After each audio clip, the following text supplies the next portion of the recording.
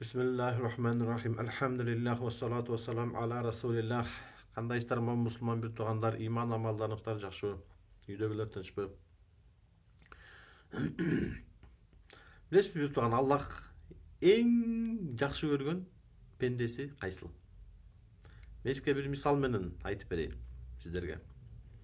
Мысалы, bir үйде 5 бала бар, же 4 бала бар. Ата кімді жақсы көреді? Ең кенжесін жақсы көреді да. Эмнеге? Караңыздар, мындай математикаға салып қарасақ, есептей тұрған болсақ, ең көп расход ошого кетет, ең көп уақыт ошого кетет да. Бирок ата ең кенжесін жақсы көреді да. Эмнеге? Ата дей берет да. Ата тамак ичем, ата кийим алып берчи, ата акча берчи, ата конфет алып берчи, ата кийинтип койчу, ата чечинтип койчу, ата тамак жедирип койчу депчи. Ушинтип кечке эле аталай берет да. Ата тигил уруп койду, тиги урушуп койду деп кечке аталай берген себептен. Экинчиси, менин атам эң күчтүү, менин атам эң жакшы, менин атам эң бай, менин атам мени багат деген жүрөгүндө ишенич бар кичинекей баланын. Ушунчалык атасына таянат, ушунчалык атасына ишенет. Ушундай ишеничи бар да. Ошол себептен атасы жакшы көрөт. Башка балдар, кичине чоңураак балдары анча жакшы көрбөйт. Бул чындык. Чоң баласы чуркап жүрөт, ары ойноп жүрөт, бери ойноп жүрөт, өзү иштеп акча таап атат, өзү кийинип атат, өзү тамак аш жасап жеп жүрөт. Өзү телефонуна единса салып алат, өзүм эле кылам. Мен атамды убара кылбай эле мен өзүм эле кылам. Өзүм эле тамак ичип алам, өзүм эле кийинем, өзүм эле дей берет. Ошол себептен атасы көп анча көңүл бурбайт, жакшы көрөт, бирок кичинекейчелик эмес да. Ошол сыяктуу бир туган Аллах Тааладагы Аллах дей берген адамды жакшы көрөт да. Ким берип атат? Аллах берип атат. Ким берет? Аллах берет.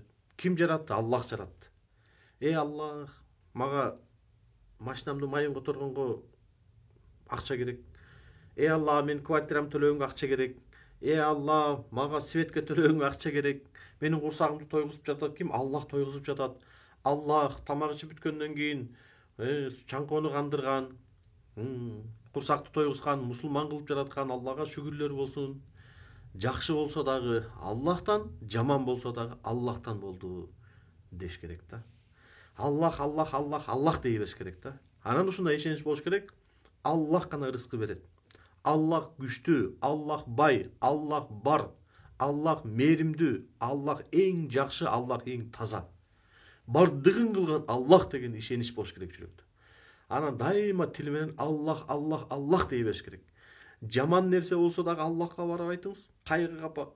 Жакшы нерсе болсо дагы Аллахка барып айтыңыз, шүгүр деп мактоолорду. Көрдүңүзбү? Жана жаш баладай мамиле кылсак, атасына мамиле кылгандай. Бизди Аллах Таала жакшы көрөт, атасы баласын жакшы көргөндөйчү. Ошон үчүн Аллахтын сүймөнчүлүктүү кулуна айланыш үчүн бир туугандар Аллахты көп айталы, Аллахтан гана болот деген жүрөк ишенич алып келели.